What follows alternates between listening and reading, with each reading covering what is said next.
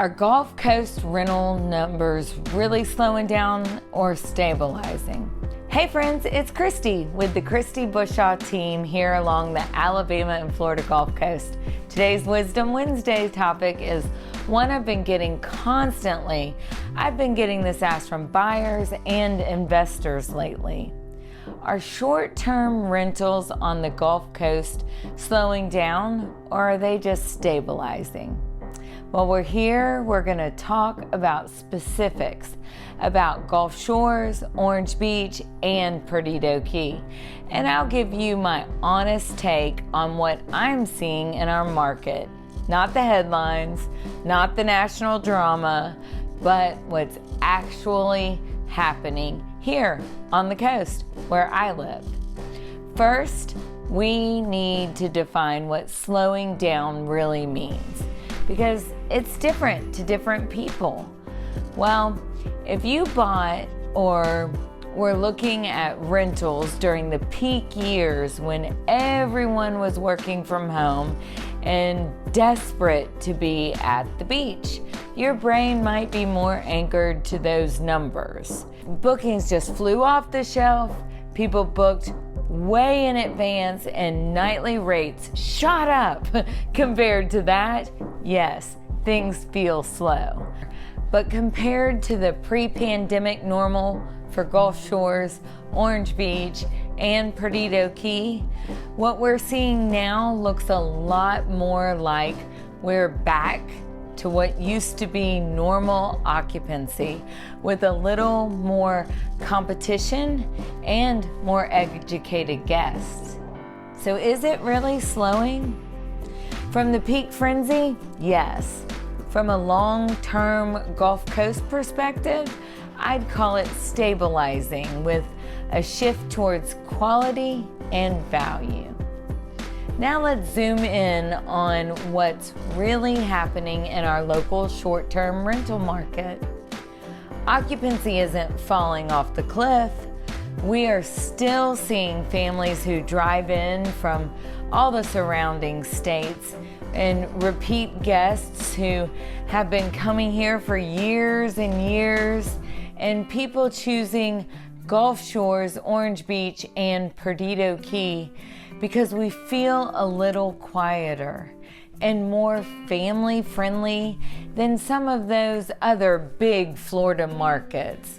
Here we also have a local airport that you can direct fly in, which has caused our rental to have a little bit of an uptick. What has shifted is how and when they book. Guests are booking closer to arrival date. They're shopping more listings before committing. They're asking more questions about the views, the fees, and the amenities. So if an owner looks in January and says, "My summer isn't booked yet, the sky is falling," that's just not necessarily true. It might just be that, bookings are happening and behavior is changing, and there's kind of a gap between the average and great is getting bigger. A few years ago, almost anything within walking distance of the Gulf of Mexico would rent like that. Some units were just okay and still performed decent. Now, I'm seeing a heavier separation. Properties that are doing well in the rental market tend to have updated interiors, bright, coastal, clean, uncluttered, strong photos on the internet, not dark iPhone shots from 2012. Good amenities in the complex, like a pool, an indoor pool, a lazy river, a fitness center, beach access, if not directly on the beach, clear value, Gulf front or Gulf view are an obvious price advantage. Properties that are struggling often have dated finishes, heavy dark furniture, old bedding, confusing or unattractive photos, no clear hook, no view, no standout amenities, or priced above better options. So when people ask, are rentals down? My honest opinion is some are doing just fine, and the difference is usually condition, presentation, pricing, and management. The big investor question is always, is cash flow still possible? Let's talk about the money side, because that's what most investors really want to know. Can you still cash flow on an investment, condo or beach house in Gulf Shores, Orange Beach, or Perdido Key? The answer is yes, but it takes more strategy than it did a few years ago. Here's what I walk through with buyers. Purchase price versus the reality of rents. We look at an actual rental history for the property when we can, not just projections.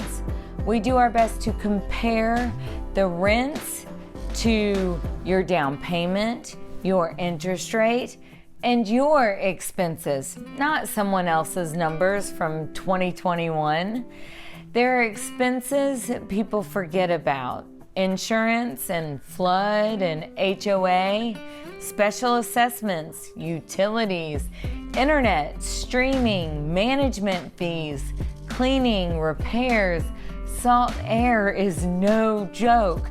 Things just rust and corrode and wear faster here than inland. What is your realistic goal? I always ask that. Are you trying to maximize cash flow, or are you okay with a place that mostly pays for itself while you build equity and enjoy some personal time on the beautiful Gulf of Mexico? A buyer whose only goal is to maximize cash every month right away is going to look at one set of properties. A buyer who wants a solid asset that covers itself most years and gives them a lifestyle benefit might make a different choice. I'm not here to promise that every condo will be some huge income machine. I'm here to help you be clear-eyed about what's realistic for this coast right now. I am Kristy Bushaw with the Kristy Bushaw team. Thanks for joining me for Wisdom Wednesday. You can DM me or simply go to KristyBushaw.com.